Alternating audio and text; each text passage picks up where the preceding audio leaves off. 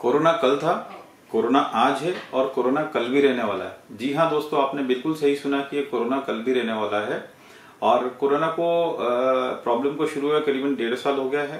Corona आज अपने एक विकराल रूप में है और ऐसा संभावना है कि कम से कम 1-1.5 साल हमारे साथ और भी रह सकता है। मैं डॉक्टर विशाल जैन आज आपसे इस कोरोना कल, आज और कल के बारे में कुछ बात करना चाहता हूँ कि कल और आज में इसमें क्या परिवर्तन आया है। तो कोरोना हमारे जीवन का एक अभिन्न हिस्सा बन गया है और इसको हम जितनी जल्दी स्वीकार कर लेंगे उतनी जल्दी हम इससे लड़ पाएंगे या इससे हम निजात पा पाएंगे। अगर हम इतिहास की बात करते हैं तो आज से 100 वर्ष पूर्व एक स्पेनिश फ्लू आया था और उसका इतिहास अगर हम देखते हैं तो वो इतिहास अपने आप को दोहराता नजर आ रहा है और अनफॉर्चुनेटली हमने इतिहास से कुछ नहीं सीखा और उसी का खामियाजा हम लोग अब भुगत रहे हैं। स्पेनिश फ्लू का अगर इतिहास देखते हैं तो वो 3 वेव्स में आया था। एक पहला वेव आया था, वो कुछ माह तक चला था। उसके बाद उस समय भी लॉकडाउन वगैरह लगे थे और उसके बाद लोग काफी बोर हो गए थे और उन्होंने जैसे ही वो वेव कम हुआ तो लोगों ने ऐसा समझा कि भाई अब ये तो स्पेनिश फ्लू खत्म हो गया, तो लोगों ने पार्टीज करना शुरू किया, मिलना जुलना शुरू किया और उसी का खामियाजा होने के कारण जो सेकेंड वेव आया वो काफी खतरनाक था और कम से कम उसने 5 करोड़ लोगों की उस वक्त जान ली थी। और उसके बाद जब उसका थर्ड वेव आया था वो काफी माइल्ड था और फिर वो धीरे धीरे पेंडेमिक खत्म हो गया था। तो आज हम उस इतिहास को देखते हैं तो आज कोरोना वायरस में भी सेम वही स्थिति आ रही है। ये 2019 में जब शुरुआत हुई थी तो कुछ जगह में, कुछ चाइना से शुरू हुआ, फिर धीरे धीरे फैलता गया और 2020 में जब ये आया था तो एक बहुत ही अच्छा नेशन वाइड लॉकडाउन लगा था और उसका ये परिणाम था कि वो वेव काफी हद तक हमने कंट्रोल कर ली और उस वेव से, उस इतिहास से हमने न सीखते हुए वही गलतियां दोबारा शुरू करनी पड़ी कि हमें ऐसा लगने लगा कि अब तो ये कोरोना खत्म हो गया है और फिर हमें अपनी सामान्य दिनचर्या पर लौटा और उसका ये भयावह परिणाम अब सामने आया है कि इसकी दूसरी वेव आई है और कितनी खतरनाक है आप और हम स्वयं इसके साक्षी। आज चारों तरफ हाहाकार मचा हुआ है और काफी हर कोई शख्स हैरान और परेशान नजर आ रहा है। लेकिन राहत की बात यह कि अगर हम जब चूंकि इतिहास दोहरा रहा है तो अब शायद हो सकता है थर्ड वेव भी आए और वो आएगी तो शायद इतनी खतरनाक ना हो और वो माइल्ड होके चली जाए। तो इस वीडियो के माध्यम से मैं ये आपसे जानकारी देना चाहता हूँ कि अभी हम उम्मीद करें कि जल्द ही ये, जैसा कि विशेषज्ञ बता रहे हैं कि मई के 15 आसपास इस वेव के कम होने की संभावना और धीरे धीरे कम होने की संभावना व्यक्त की गई है। तो हम ये उम्मीद करें कि उनकी बातें सही हो और जल्दी हम इस वेव से हम मुक्त हो सके। लेकिन हमें तीसरी वेव के बारे में भूलना नहीं चाहिए और कुछ सावधानियों को हमें स्पेशली ध्यान रखना चाहिए और अब हमें कुछ गलतियों को दोहराना भी नहीं चाहिए। अगर हम कल की बात करते हैं तो 2020 में इस कोरोना वायरस का ट्रीटमेंट का कोई स्टैंडर्ड ट्रीटमेंट नहीं था। कई दवाइयां आई, उसका उपयोग किया और धीरे धीरे जब 2020 में वैक्सीन भी अवेलेबल नहीं था। अगर हम आज की बात करते हैं तो 2021 में इसका एक स्टैंडर्डाइज ट्रीटमेंट हो गया। कई दवाइयां आ गई है जैसे स्टेरॉइड्स है, रेमडेसिविर है और भी कई दवाइयां हैं जिसके कारण अब इसका काफी बेहतर ट्रीटमेंट होने लगा है। और सबसे अच्छी चीज है कि आज हमारे पास वैक्सीन रूपी एक बहुत ही अच्छा हथियार है। तो अब हम अगर आने वाले कल की बात करते हैं तो हमें उम्मीद है कि आज से बेहतर होगा, आज से अच्छी या ज्यादा बेहतर दवाएं उपलब्ध होगी, अच्छा स्टैंडर्ड ट्रीटमेंट प्रोटोकॉल और बेहतर होकर डेवलप होकर आएगा और वैक्सीन भी अब हमें और भी बेहतर क्वालिटी के उपलब्ध हो पाएंगे। और आज जो भारत सरकार हमारे पूरे जोर शोर से प्रयास कर रही है तो न हमें आने वाले कल में ऑक्सीजन बेड्स की कमी होगी, न हमें बिस्तरों की कमी होगी और न ही कमी हमें दवाइयों का टोटा पड़ेगा जो आज में हो रहा है और हमें इस तरह की से दर दर भटकना भी नहीं पड़ेगा। तो इसी उम्मीद की जा रही है कि आने वाला कल आज से काफी बेहतर होगा। आइए हम लक्षणों की बात करते हैं कि अगर कल तक के जो लक्षण है वो हम मान रहे थे कि सर्दी है, खांसी है, बुखार है और किसी का टेस्ट चले जाता है और स्मेल चले जाता है। लेकिन आज 2021 की हम लोग बात करते हैं तो आज कमजोरी है, वीकनेस है, थकान है, घबराहट है, चक्कर आना, पसीना आना, चक्कर खा के गिर जाना, पेट दर्द, लूज मोशंस, सांस लेने में परेशानी और मतलब और भी कई तरह के सिम्टम्स है जो नए सिम्टम्स उभर के आए हैं उन पुराने सिम्टम्स के साथ साथ। तो हो सकता है आने वाले कल में और भी कोई इस कोरोना वायरस के नए सिम्टम्स आए। तो अगर इस समय देखा जाए तो अभी कोरोना की स्पीड बहुत ज्यादा है और इस ज्यादा स्पीड में इसने कई लोगों को अपनी चपेट में ले लिया है और इस बार की ये एक खराब बात है कि पूरे परिवारों को अपनी गिरफ्त में ले रहा है और बुजुर्गों के साथ साथ अब जवान लोगों को और बच्चों को भी इसने अपनी चपेट में लेना चालू कर दिया है और ये इस बार का वेव का काफी दुखद पहलू है। तो अब हम बात करते हैं कि अब क्या बदला है। तो वायरस का स्वभाव बदल गया है। यानी कि वायरस में एक म्यूटेशन होता है। म्यूटेशन मतलब कि वायरस में कुछ चेंजेस होते हैं और ये उसका एक नेचुरल साइकिल या प्रोसेस होता है जो हर वायरस के साथ होता है और वो कोरोना वायरस के साथ भी हो रहा है। तो इस म्यूटेशन के कारण कभी कभी ये होता है कि वायरस और ज्यादा खतरनाक हो जाता है, जो अभी की स्थिति में हो रहा है कि ये और ज्यादा खतरनाक हो गया, डबल म्यूटेंट वायरस आ गया, उसके कारण आजकल काफी डेथ्स और काफी इन्फेक्शन हो रहे हैं। लेकिन यही म्यूटेशन के कारण कितनी बार वायरस कम खतरनाक भी हो जाता है और धीरे धीरे ये पैंडेमिक खत्म हो जाता है। तो हम उम्मीद करें कि आने वाले कल में इसका एक जो म्यूटेशन है वो हो और वो कम खतरनाक हो और धीरे धीरे ये अपना नेचुरल कोर्स में फिनिश हो जाए। तो अब देखें हम कि क्या नहीं बदला है। तो जो नहीं बदला है वो हम नहीं बदले और हमारा व्यवहार और स्वभाव अभी तक नहीं बदला है और शायद उसी का खामियाजा हम लोग भुगत रहे हैं। तो अब हमें भी बदलना होगा और हमें इसको स्वीकार करना होगा कि अब ये 1.5 साल से जो चला आ रहा है, तो अब हमें अपने आदतों को बदलना होगा और हमें इतिहास को अब नहीं भूलना है। जो स्पेनिश फ्लू के टाइम पे आया था तो उससे हमें कई चीजें सीखने की है। अभी तक भी हमें कई गलतफहमियां हैं जिनको मैं आपसे डिस्कस करना चाहता हूं कि सबसे बड़ी गलतफहमी कि ये मुझे नहीं हो सकता। तो आप ये बिल्कुल भी गलतफहमी मत रखिए। वायरस है, ये न धर्म देखता है, न जाति देखता है, न संप्रदाय देखता है, न ये देखता है कि ऊंचे ओहदे पे कि छोटे ओहदे पे हैं। ये इम्पार्शियली ये किसी को भी हो सकता है। तो आप किसी भी गलतफहमी में मत रहिए और एक व्यक्ति की गलती से पूरे परिवार को अपनी चपेट में ले रहा है। दूसरा ये था कि ये गांव की बीमारी नहीं है। तो अब अनफॉर्चुनेटली ये हो रहा है कि अब ये बड़े शहरों से छोटे छोटे कस्बों में और छोटे छोटे गांवों में जहां पे 4 या 5 हजार आबादी है उन गांवों तक भी पहुंच गया है और लोगों को अपनी गिरफ्त में ले रहा है। तो आप कोई गलतफहमी मत रहिए कि शहर की बीमारी अब ये पूरे देश में समान रूप से फैल रही है। कई लोग ये भी सोचते हैं कि मुझे पिछली वेव में हो गया था तो अब शायद दोबारा नहीं होगा। तो ये बिल्कुल भ्रांति है, ये लोगों को दोबारा भी हो सकता है। कई लोगों ने वैक्सीन लगवा लिए हैं तो उनको ये भी एक गलतफहमी कि अब मुझे वैक्सीन लग गया है। तो ऐसा नहीं कि आप वैक्सीन लगने के बाद अमर हो गए हैं। वैक्सीन लगने के बाद भी आपको हो सकता है, लेकिन ये अच्छी बात है जो अभी तक के परिणाम में सामने आया कि वैक्सीन लगने के बाद बहुत ही माइल्ड इन्फेक्शन हो रहा है। तो आप किसी भी तरह की गलतफहमी में नहीं रहेगा। कई लोगों में ये भी गलतफहमी है कि हम तो इससे निपट लेंगे। तो आप कोई गलतफहमी मत रहिए। जो ऐसा सोच रहे हैं सबसे ज्यादा उन्हीं को परेशान कर रहा है, उन्हीं को निपटा रहा है। तो आप वायरस से बिल्कुल भी दो हाथ करने की कोशिश मत कीजिए। आप इससे जितना दूर रहेंगे, बच के रहेंगे, उतना ही सबके लिए अच्छा है। एक और जो इम्पोर्टेंट चीज है कि सरकार और प्रशासन की गलती है और हम दोषारोपण करना शुरू कर देते हैं। तो हमें किसी को दोषारोपण नहीं करना। हमको सबसे पहले अपने गिरेबा में झांक के देखना है कि हम क्या गलती कर रहे हैं और हमें क्या नहीं करना चाहिए था। सरकार हमें समय समय पर आगाह कर रही है कि आप सावधानी रखिए, अभी खत्म नहीं हुआ है, ये दोबारा आ सकता है। और ये सारी चीजें हम भली भांति परिचित होने के बाद भी हम लोगों ने इस चीज का ध्यान नहीं रखा और शायद इसलिए हम इतने लोग अफेक्ट हो रहे हैं। तो ये कुछ गलतफहमियां और गलतियां मैंने बताई। अब हम आते हैं कि अगर हमें लक्षण दिख रहे हैं तो हमें क्या करना चाहिए। तो अगर सबसे पहले अगर हमें कोई भी लक्षण दिख रहे हैं तो सबसे पहले तो हमें स्वीकार कर लेना चाहिए कि ये मुझे कोरोना हो सकता है। कई लोग ये सोचते हैं कि यार ये तो नॉर्मल वायरल फीवर है, ये तो टाइफाइड है, ये तो मलेरिया है।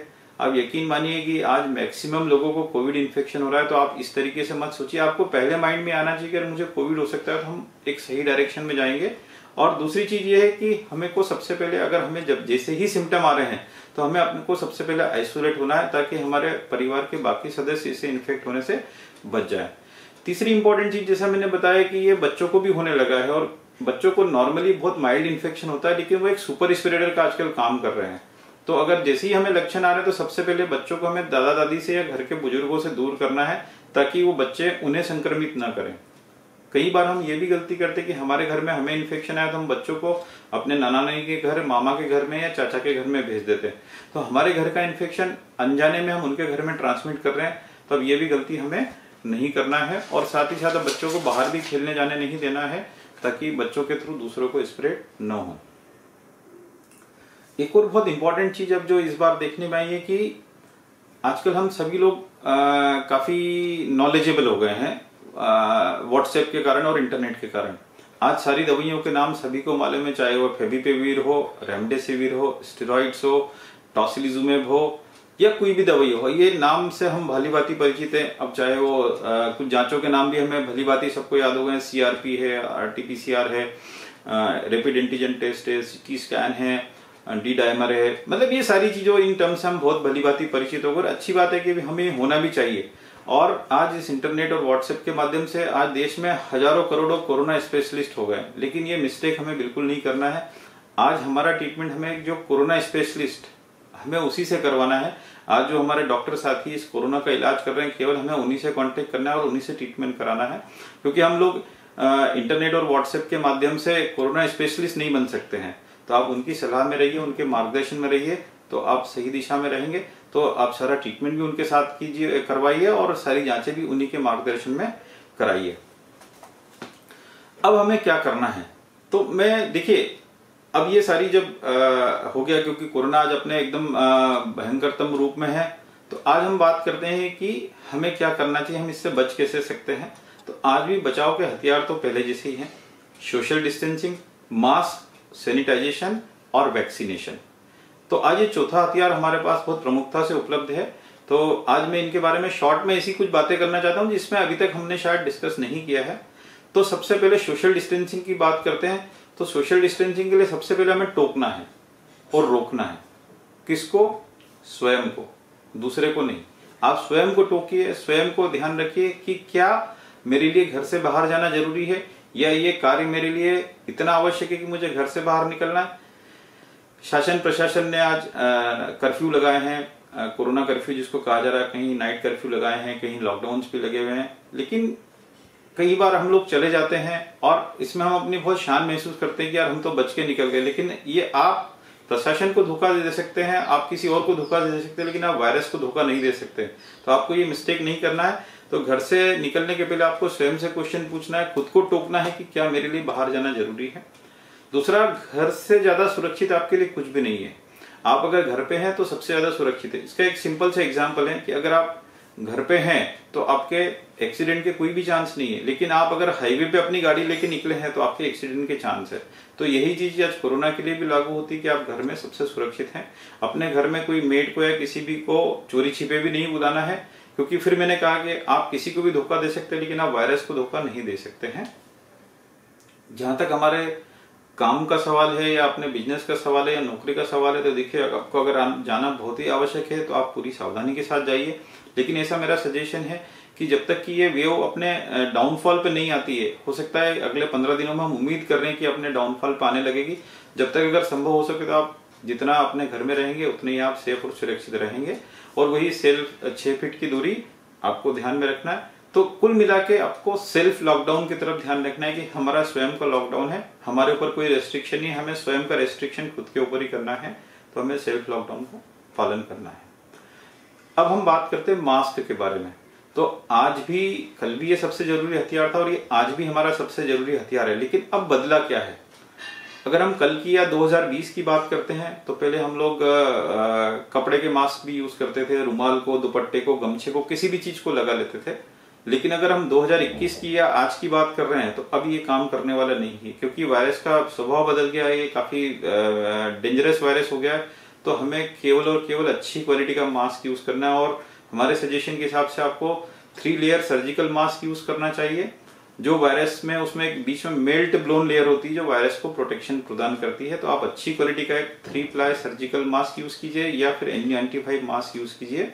और कई लोग तो अभी डबल मास्किंग की भी सलाह दे रहे हैं, क्योंकि आजकल हमें वायरस से बचने के लिए मास्क ही सबसे बड़ा चूंकि हथियार है, तो हमें मास्क अच्छी क्वालिटी का होना चाहिए।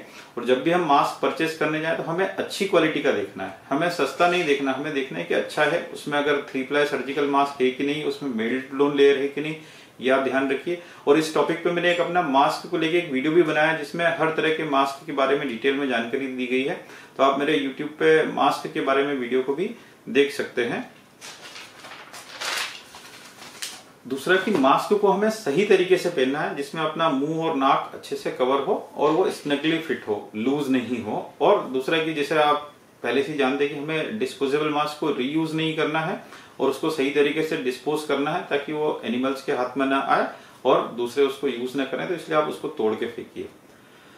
अगली चीज आती है सैनिटाइजेशन। तो सैनिटाइजेशन के लिए जैसा लास्ट भी हमारी बात हो चुकी कि हमें साबुन से कम 20 सेकंड हाथ धोना है, और अगर हम कहीं बाहर से आ रहे हैं तो हमें स्नान जरूर करना है। और सैनिटाइजर यूज कर रहे हैं तो अल्कोहल बेस्ड सैनिटाइजर यूज करना है जिसमें 60 to 90% अल्कोहल हो। तो और यही फिर मैं दोबारा रिपीट करूंगा कि आप अच्छी क्वालिटी का सैनिटाइजर चूज करिए, जो आपके हाथों को प्रोटेक्शन के साथ साथ आपकी स्किन को खराब भी ना करे। तो अब हम आखिरी बात इस वीडियो को खत्म करने के पहले आते हैं, वो है वैक्सीन के बारे में। तो जैसा कि वैक्सीन बहुत ही असरकारक है और सभी को ये लगाना आवश्यक है। और जैसा कि मैंने बीच में बताया था कि कुछ लोग ये बोल रहे हैं कि वैक्सीन लगाने के बाद भी कुछ लोग पॉजिटिव हो रहे हैं, तो इसका परसेंटेज वाइज देखा जाए तो ये 0.001% है, मतलब नहीं के बराबर है। तो लाखों लोगों में से अगर कोई एक आध दो पॉजिटिव हो रहे हैं तो ये बहुत ही छोटा फिगर है। और उनकी कंपेरिजन में जिन्होंने नहीं वैक्सीन लगवाया वो काफी ज्यादा पॉजिटिव हो रहे हैं। और ये वैक्सीन लगने के बाद जो पॉजिटिव भी हो रहे हैं तो उनको या तो हॉस्पिटल्स में एडमिट करने की जरूरत नहीं पड़ रही है, या बहुत ही माइल्ड सिम्टम्स के साथ वो घर पे ही ठीक हो रहे हैं। तो अगर वैक्सीन को देखा जाए तो ये एक हेलमेट के समान है। तो हेलमेट हमारे हेड इंजरी से हमें प्रोटेक्ट करता है, सुरक्षा प्रदान करता है। तो हेलमेट पहनने के बाद इसकी कोई गारंटी नहीं कि आपका एक्सीडेंट नहीं होगा, लेकिन अगर आपका एक्सीडेंट होता है तो ये आपकी उस सीवियरिटी से हमें बचाएगा, आपके सिर को बचाएगा, आपको कोमा में जाने से ये बचा सकता है। तो it is like a helmet और ए सीट बेल्ट। तो आप बिल्कुल से वैक्सीन करवाइए, खुद भी कराइए और दूसरों को भी इसके लिए प्रोटेक्ट कीजिए। एक और चीज आती है कि जैसे कई लोग तंबाकू का सेवन करते हैं, तो आपने तंबाकू या सिगरेट के पैकेट पे देखा होगा कि कैंसर के बड़े बड़े फोटोज आते हैं उसके अंदर। तो उस पे बिल्कुल लिखा रहता है कि ये सेवन करने से आपको कैंसर जैसी घातक बीमारी हो सकती है, लेकिन हम लोग उसको इग्नोर करते हैं और फिर भी खाते हैं। लेकिन आज एक हमारे लिए जान बचाने वाली कोई चीज है, संजीवनी बूटी जैसी जो वैक्सीन है, आज हम उसके साइड इफेक्ट्स के बारे में बात करें और कई अफवाहें चल रही है जिसके ऊपर हम लोग ध्यान देते हैं। तो पुनः मेरा आपसे निवेदन है कि इन अफवाहों पर ध्यान मत दें। वैक्सीन ही आज हमारा फाइनल हथियार है। तो आप स्वयं वैक्सीन लगाइए, दूसरों को भी आप इसके लिए प्रोत्साहित कीजिए और अपने आस पड़ोस वालों को सबको बोलिए कि आप वैक्सीन लगाइए। और इसका सबसे बड़े एग्जाम्पल हम देखते हैं तो ब्रिटेन और इजराइल। अभी जैसे जनवरी माह में ब्रिटेन में काफी केसेस आ रहे थे और दिसंबर में, और वो काफी खराब स्थिति में था, लेकिन जैसे जैसे उनका वैक्सीन का परसेंटेज बढ़ते गया वैसे वैसे उनके केसेस कम होते गए और अब उनका लॉकडाउन भी धीरे धीरे खुलने लग गया है। और अगर हम इजराइल की बात करते हैं तो इजराइल में तो कम से कम 60 से 70% आबादी को अभी तक वैक्सीनेट कर चुके हैं और उसका परिणाम यह है कि वहां पे अब मास्क की पाबंदी भी हटा दी गई है। तो अब हम जल्दी ही उम्मीद करते हैं कि हमारे देश में भी जल्दी से जल्दी वैक्सीनेशन कवरेज होगा, क्योंकि अब सरकार ने 1 मई से 18 वर्ष से सभी अधिक लोगों को वैक्सीन के लिए अलाउ कर दिया। तो बहुत ही अच्छा सरकार का कदम है। तो इसका हमें पूर्ण रूप से सहयोग करना चाहिए और वैक्सीन लगवाना चाहिए, ताकि हम भी इस मास्क से और इस कोरोना वायरस से फ्री हो सके और खुली हवा में सांस ले सके। तो अंत में मैं केवल इतना ही कहना चाहता हूँ कि ये जीवन के सबसे कठिन दौर में से गुजर रहे हैं, जहाँ हम में से कई लोगों ने अपने परिजनों को और प्रियजनों को खोया है। तो हम चाहते हैं कि ये मंजर जल्दी खत्म हो, ये कोरोना वायरस जल्दी हमें छोड़ के चला जाए। और जब तक आप सारी सावधानियां जो हमने डिस्कस की उसका आप अच्छे से पालन कीजिए, वैक्सीन लगवाइए, सेफ रहिए, सुरक्षित रहिए। Thank you very much.